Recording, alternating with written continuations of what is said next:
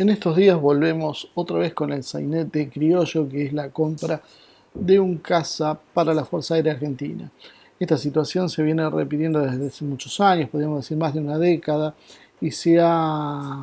muchas veces inclusive se ha derivado en la compra de material obsoleto, como fueron los Super Modernicé, que se compraron bajo el gobierno de Mauricio Macri, que si bien obviamente fue una cifra muy menor para lo que podía ser una compra de este tipo de equipamiento, básicamente fue dinero tirado a la basura, pues los aviones siguen sin poder volar. No se ha previsto, por ejemplo, que se necesitan para los asientos eyectores un cartucho de expulsión que lo fabrican los británicos y que Argentina tiene vedado el acceso al mercado, lo cual revela cuál es el enorme grado de improvisación por un lado y de corrupción por el otro que priva en las compras militares. Hoy vemos que se vuelve a avanzar con el tema del JF-17, un avión sino-pakistaní, esta vez en la versión Block 3, que es un tema no menor tener en cuenta cuál es la versión que se está hablando, porque este avión en realidad se está presentando como algo que no es exactamente lo que es en realidad. En primer lugar, hay una serie de mitos y podríamos decir, cajoneado la compra de un MiG-35 que había ofertado la Federación Rusa base en una serie de argumentos que vamos a ver un poquitito más en detalle y que demuestra que no está muy claro qué es lo que está pasando acá.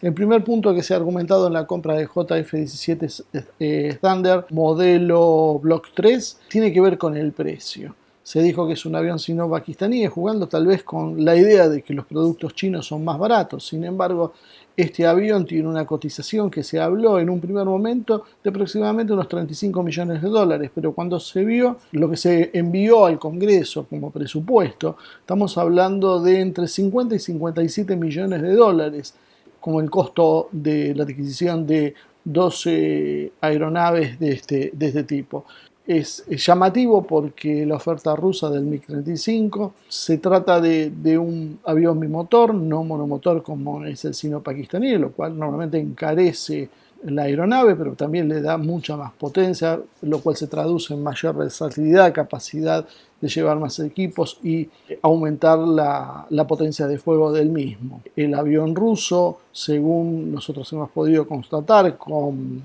uno de los principales expertos rusos en materia de defensa aérea y de aviones con capacidades militares, que es Alexei Leonkov, este experto nos ha contado que el precio final coincide con algunas de las versiones que estaban circulando, que es aproximadamente entre unos 25 millones de dólares, en algunos casos los tiran hasta 30, pero seguramente está más cerca de los 25 millones de dólares. ¿Por qué no el MiG-35? Si resulta que el JF-17 termina siendo el doble o más de lo que es el avión ruso. Bueno, los argumentos que se han esgrimido tienen que ver con las dudas que existen sobre el futuro del MiG-35, teniendo en cuenta que no ha sido incorporado, salvo en un escaso número, a la Fuerza Aeroespacial rusa, y esto tiene que ver con que Rusia ha optado porque los nuevos aviones que va a incorporar son aviones de quinta generación. El Sukhoi 35 es un avión 4++, es decir, está un escalón por encima, aunque comparte buena parte de la aviónica y de los armamentos del Sukhoi 57, que es la estrella de la Fuerza Aérea Rusa. El MiG-35 tiene algunas características que son realmente impresionantes, que tienen que ver con su capacidad de fuego, su radio de acción y su adaptabilidad a armamento, no solo de misiles hipersónicos, como ya cuenta la Federación Rusa, sino también puede ser adaptado para que sus sistemas puedan operar con armamento argentino o de cualquier otro origen que Argentina considere si compraría este avión. La Federación Rusa se ha inclinado por seguir expandiéndose con el Sukhoi 57, que es un avión que está fuera del presupuesto argentino, podríamos decir seguramente que es el mejor avión de su tipo en el mundo, solo rivalizando con el F-22 Raptor y seguramente superándolo, aunque muchas veces la propia propaganda occidental demuestra que sus productos son mejores que los de otras nacionalidades. pero en este caso podríamos afirmar sin mucho temor a duda de que el F-22 podría ser superado por un Sukhoi 57, con mucha más facilidad podría superar al cuestionado F-35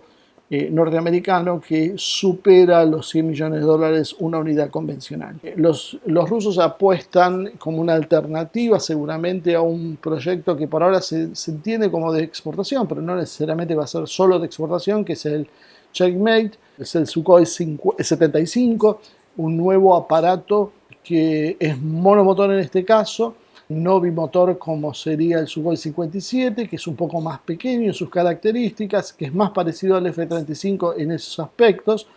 pero que tiene un valor que rondará los $30 millones aproximadamente. Pero tiene un problema, el Sukhoi 75, si Argentina trataría de aspirar a él, es que recién va a estar operativo a partir del 2025, siempre y cuando todas las pruebas salgan bien. Hasta ahora lo que conocemos es solamente un prototipo. Es un avión muy esperanzador, pero requiere seguramente tener algo mientras tanto. Por lo menos esto pasaría en los países normales. En países como la Argentina podríamos estar algunos años más esperando que llegue un avión, porque simplemente es lo que nos está pasando desde hace muchos años y no cambia demasiado. Pero si fuéramos realmente serios en la planificación, tal vez tendríamos que tener algo como una transición hacia un equipamiento como podía ser ese Sukhoi 75. Inclusive también tendríamos que analizar seriamente cuáles son el tipo de operaciones en las cuales se puede llegar a involucrar un avión de este tipo, porque según nos comentaba Leonkov, hay muchas características que tienen estos aviones que tienen que ver más que nada con el sigilo, que tal vez no se justifiquen para las necesidades de la Argentina. Es decir, estaríamos complicándonos la vida porque no solo es más caro el avión, sino que además es más caro de mantener, para tener prestaciones que la verdad no cambiaría demasiado la ecuación, y tal vez en ese caso el MiG-35 podría ser un buen ejemplo de uso. Ahora, una de las cosas que también se argumentan en función de esto es que el MiG-35 puede ser descontinuado en cualquier momento, lo cual va a dificultar el aprovisionamiento de repuestos, dificultades con la llegada de los mismos, que los mismos están en ruso. O sea, se han esgrimido una serie de cuestiones que, bueno, vamos a tratar de dilucidar, ¿no? Hoy, en los tiempos actuales,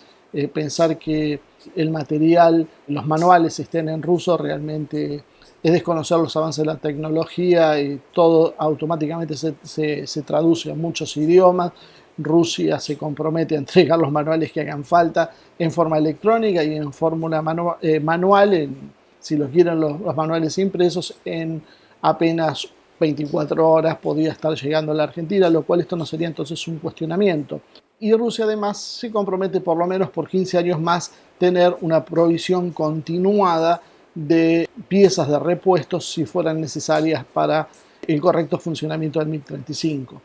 Porque siempre tenemos que tener en cuenta que cuando uno compra un aparato de estas características, tan importante o más que la compra tiene que ver con el mantenimiento. Si uno luego no hace el mantenimiento correcto y se lo mantiene en las condiciones adecuadas, simplemente tiene una ilusión de contar con una aeronave y cuando llegue el momento no la va a contar. Nosotros podemos ver, por ejemplo, que el F-22 que estábamos hablando, hoy Estados Unidos los tiene en servicio aproximadamente en unos 60 aparatos sobre 184 que tiene disponible en forma teórica, y de estos 60, porque el resto por distintos motivos no estaría en condiciones de volar, de estos 60, si uno cuenta el tiempo de mantenimiento entre vuelo y vuelo, llegadas y demás, aproximadamente en caso de combate real, la disponibilidad sería de entre 20 y 22 aparatos, lo cual por un lado muestra la situación en que está Estados Unidos y por otro lado demuestra cuán volátiles son estos números cuando uno los pone en juego sin tener un contexto adecuado.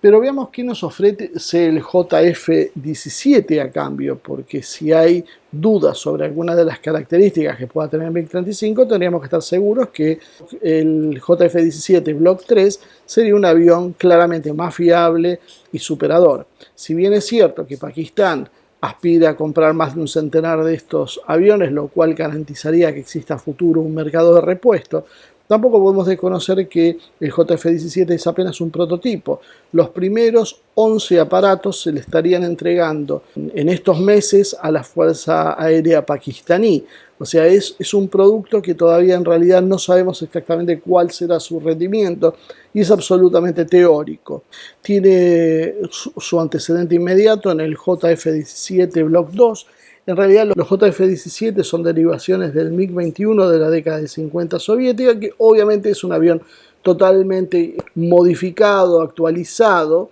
pero bueno, uno no puede desconocer siempre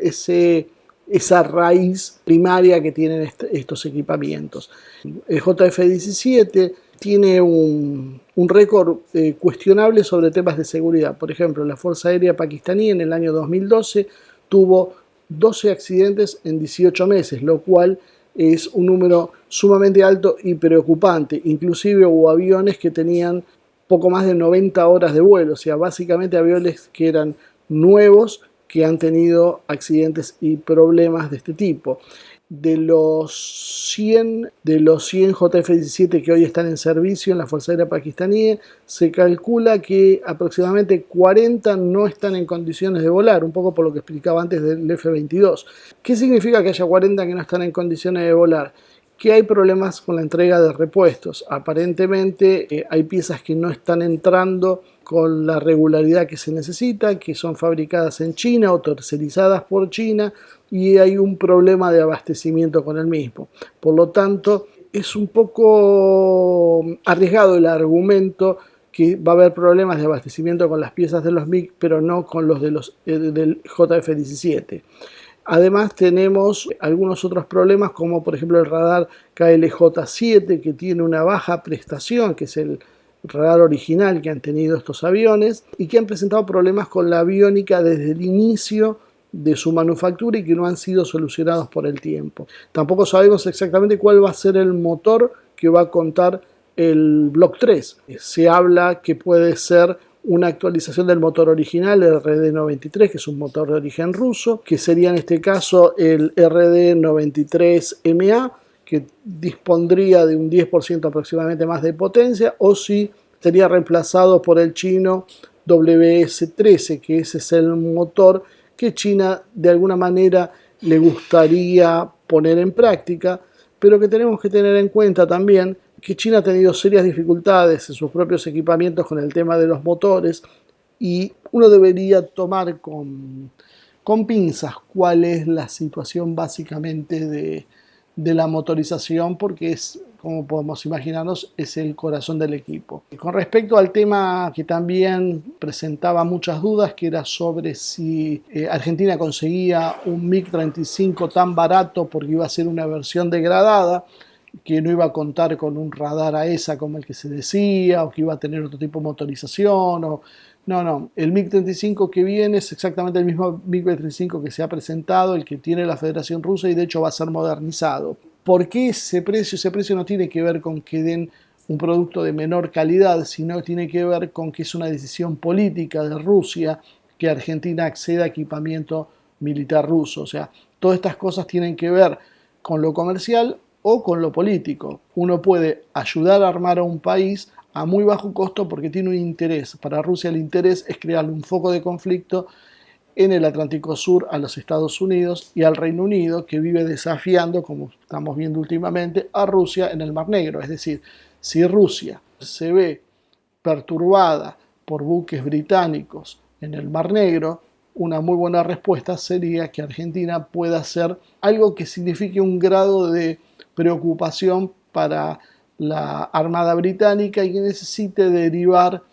mayores recursos a las Islas Malvinas. Por lo tanto, eso es la explicación de por qué Rusia accede a dejar a buen precio y en muy buenas condiciones de compra a su avión. Obviamente las características técnicas del MiG-35 son muy superiores a las del JF-17 simplemente porque son aviones de distinta gama, son de distinta categoría. Estamos hablando de un avión que cuenta con dos motores, lo que ha generado también la falsa creencia de que porque tiene dos motores es muy caro de mantener.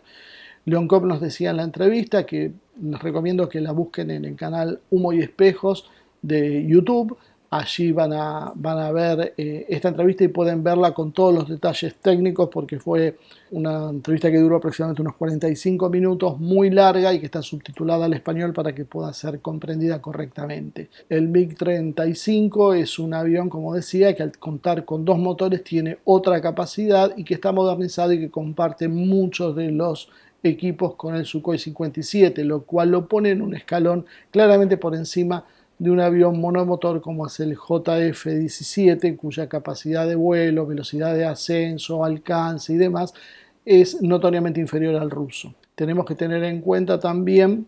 que los antecedentes históricos de la Fuerza Aérea Rusa creando equipos militares y del ejército ruso en líneas generales son muy superiores a los de Pakistán e inclusive a los de China. Esto no quiere decir que el producto chino, que es JF-17, sea un mal avión, más bien todo lo contrario. Es un excelente avión, pero con otro tipo de limitaciones en función de sus capacidades técnicas. Los antecedentes, lo probado que son los productos rusos y la tecnología rusa, bueno, es un hándicap que tiene a su favor. Y la otra gran preocupación suele ser el tema de la financiación. La financiación Rusia, lo explica Leonkov, accedería a que se haga a través de materias primas, emprendimientos conjuntos, contratos para construir plantas generadoras de electricidad. Hay una serie de negocios que le interesaría a Rusia, pero como dice Leonkov, esto podría ser un trueque, pero un trueque implica que tiene que haber un intercambio comercial voluminoso que justifique un trueque de esta magnitud. En eso es donde uno empieza a ver cuáles son precisamente las intenciones de Rusia. Está utilizando la capacidad militar que posee con el objetivo de poder incrementar la relación económica con la Argentina. Entonces, además del problema de los británicos que podía ocasionarse, también aumentaría el intercambio económico, y si aumenta el intercambio económico Rusia,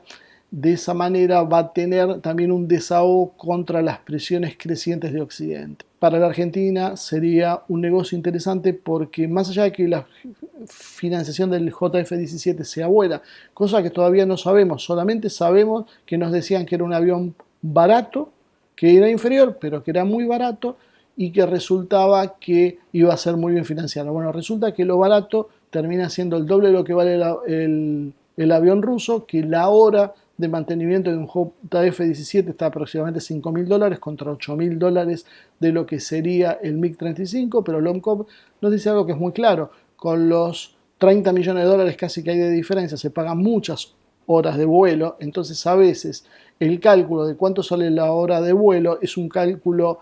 falaz, y saca como ejemplo el F-35, que es un avión monomotor que sale casi $40.000, creo que dijo $36.000 la hora de vuelo, lo cual lo hace excesivamente caro, infinitamente mucho más costoso que aviones equivalentes con mejores prestaciones con 2 motores. Entonces no es un parámetro a tener en cuenta si tiene 1 o 2 motores y que eso sea la razón de la decisión argentina. Por último, y como consecuencia de todo lo que venimos expusiendo, viene la gran pregunta: ¿por qué entonces, si tenemos un avión más barato, que lo podemos pagar sin necesidad de apelar a las divisas que tan escasas son para la Argentina, no se debate la razón por la cual se opta por un avión de equipamiento chino o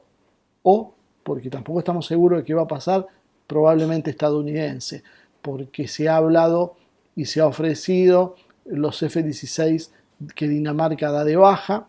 y esos serían aviones que, si bien estarían en una condición bastante superior a lo que habitualmente nos tienen acostumbrados a incorporar los políticos argentinos, también nos encontraríamos con un avión con todas las limitaciones que implica un avión que es estadounidense, porque no solo tiene que ver con el tema británico y con el poder de veto que tienen los británicos y que ya Estados Unidos ha mostrado que está por encima de cualquier relación con la Argentina, sino porque además Estados Unidos vende los aviones con muchas condiciones, como por ejemplo, los sistemas no son abiertos, son integrados y tienen que ser autorizados por los Estados Unidos para de esa manera poder volar en misiones de combate. Si no son aviones, exclusivamente de desfile. Y el otro tema a tener en cuenta es que Estados Unidos condiciona una posterior venta. O sea, quien compra un avión norteamericano no puede venderlo a quien quiera, tiene que pedir autorización a los Estados Unidos para una posterior venta. Es decir, es un contrato que es casi, podríamos, de esclavitud. Ni China ni Rusia nos ponen obstáculos en este sentido y son abiertos a, aparte, brindar cualquier parque de municiones que nosotros necesitemos. En definitiva, la pregunta es, y dejando de lado el tema este de los F-17, que tal vez sea el destino final cuando se disipe la espuma que está cubriendo esto y veamos realmente cuál es el contenido, no logramos entender por qué razón se insiste en la compra de un avión sino-pakistaní con pocos antecedentes, con dudosos antecedentes operacionales de la versión anterior y con un costo que supera largamente a un avión ruso con prestaciones técnicas superiores. Uno no quiere ser mal pensado, pero acá hay algo que no nos están diciendo.